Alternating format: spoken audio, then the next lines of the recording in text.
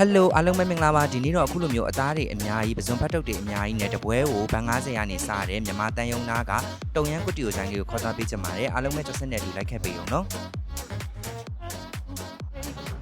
အားလေးရောတုံရန်အရေးလေးနဲ့ဖတ်တုတ်လေး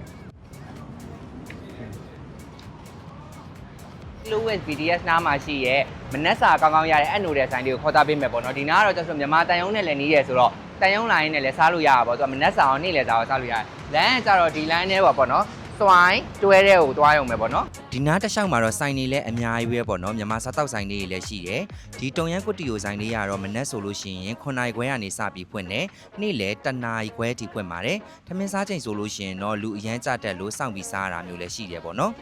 သူစီကတပွဲပိုရှင်းဆိုလို့ရှိရင်လည်းတော်တော်လေးများတယ်လို့ပြောလို့ရတယ်အဓိကကတော့အခုလိုမျိုးတုံရန်အနစ်ကလေးနဲ့တုတ်တဲ့တုံရန်ကွတီကိုအတုတ်ကောအရေရော2မျိုးလုံးရတယ်ပေါ့နော်ပဇွန်ဖတ်တုတ်တွေဆိုလည်းအများကြီးပဲအသားတွေဆိုလည်းအများကြီးပါပဲ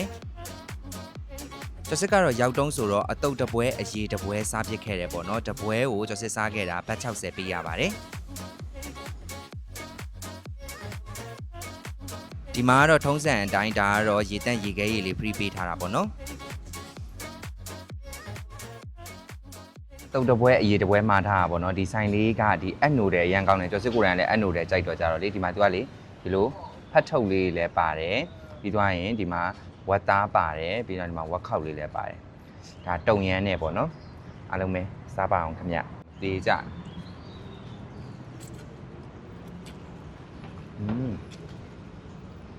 ဒီဆိုင်ကြတော့မနက်စာနေ့လေသာရရဆိုင်လို့ပြောလို့ရတယ်မနက်9နာရီခွဲဆိုလို့ရှိရင်စပြီးဖွင့်ပြီ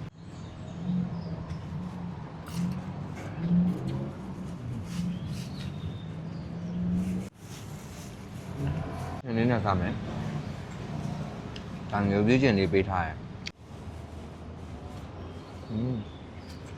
ဖတ်ထုတ်တယ်အများကြီးပဲ။ဒါတပွဲကိုသူက60ပဲပေါ့နော်။အရေးရောဒီအတုပ်က60ပဲ။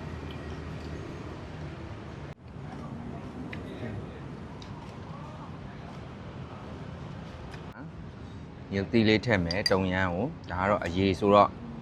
ဆက်ဆက်မှုမွေးလေးစားလို့ရအောင်။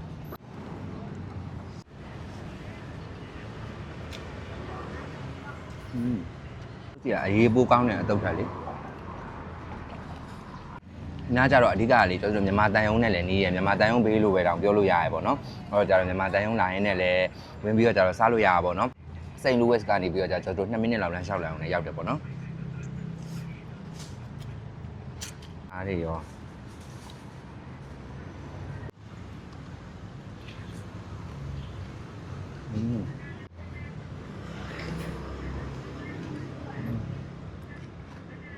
ရေလေးတော်တောက်လို့ကောင်းတယ်